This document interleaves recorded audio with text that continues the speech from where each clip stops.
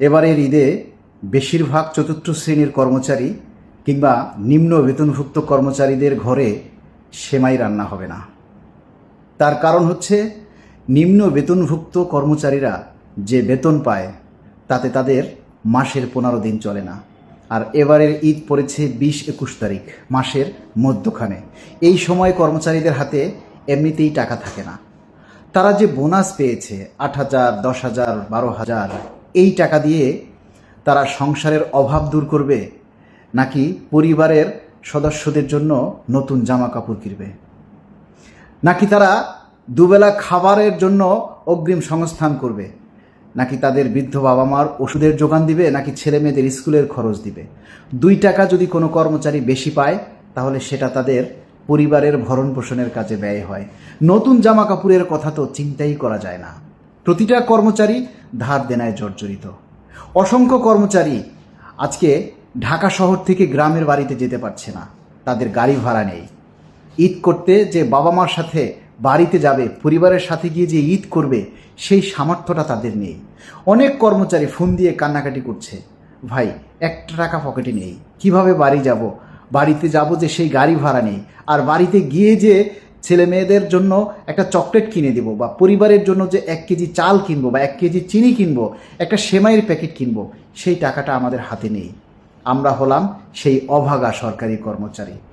অথচ অন্তর্বর্তীকালীন সরকার আমাদের 11 বছর পর পে স্কেল দেওয়ার জন্য যে বরাদ্দ রেখেছিলেন, সেই বরাদ্দ নির্বাচিত সরকার এসে অন্য কাজে ব্যয় করেছেন। করতেই পারেন, সরকার যে কোনো সময় যে কোনো বাজেট যে কোনো খাতে ব্যয় করতে পারেন, কিন্তু আমাদের পে স্কেলের বিষয়টাও তো চিন্তা করা উচিত ছিল। মাননীয় প্রধানমন্ত্রী, আপনাকে আমরা কৈফিয়ত চাচ্ছি না। আমরা বলছি, যেহেতু সামনে জুনের বাজেট রয়েছে, সেই বাজেট অধিবেশনে যাতে আমাদের জন্য বরাদ্দ রাখা হয় এবং আমরা যাতে সেই বরাদ্দ অনুযায়ী দ্রুত সময়ের মধ্যে আমাদের পে স্কেল পাই, সেটা করার জন্য আপনার কাছে আমরা সবিনয় অনুরোধ করছি। কেননা আপনি ইশতেহারে ঘোষণা দিয়েছেন যে পে স্কেল বাস্তবায়ন করবেন, এবং আপনি এও বলেছেন যে ভোটের যে কালি হাতে দেয়া হয়েছে, সেই কালি শুকানোর আগে আপনি আপনার প্রতিশ্রুতি রক্ষার জন্য চেষ্টা করছেন। আপনার এই কাজকে আমরা স্বাগত জানাই। আমরা চাই দ্রুত সময়ের মধ্যে আমাদের পে স্কেল যাতে বাস্তবায়ন হয় এবং কর্মচারীদের অভাব অভিযোগ যাতে দূর হয়। একটা রাষ্ট্রের ভিত তখনই শক্তিশালী হয় যখন সেই দেশের সরকারি কর্মচারীরা ভালো থাকে।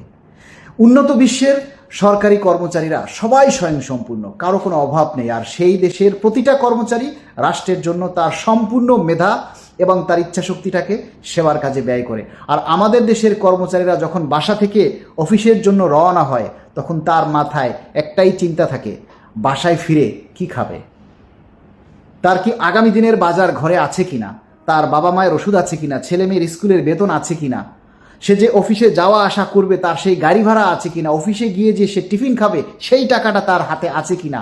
এই নানান টেনশনে, নানান দুশ্চিন্তায় একজন সরকারি কর্মচারী যখন অফিসে যায়, অফিসে গিয়ে সে ঝিমোতে থাকে। সে তার সঠিক মেধা বা সঠিক ইচ্ছাশক্তিটাকে সে রাষ্ট্রের উন্নয়নের কাজে লাগাতে পারে না, ব্যয় করতে পারে না, কেননা তার মধ্যে রয়েছে অভাব। আর এই অভাবটা দূর করার জন্যই তারা অবৈধ পথে পা বাড়ায় এবং 2 টাকা এক্সট্রা ইনকাম করার চিন্তা তার মাথায় ঢুকে যায়। এটা স্বভাবে নয়, অভাবে।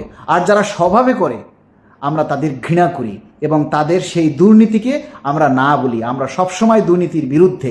কোনো কর্মচারী অভাবে হোক আর স্বভাবে হোক যাতে দুর্নীতি করতে না হয়, সেই ব্যবস্থা করার জন্য জরুরি ভিত্তিতে আমরা পে স্কেল প্রত্যাশা করি। পে স্কেল দেওয়ার পরও যদি কোনো কর্মচারী দুর্নীতির দায়ে অভিযুক্ত হয়, আপনারা তার বিরুদ্ধে কঠোর পদক্ষেপ নিন।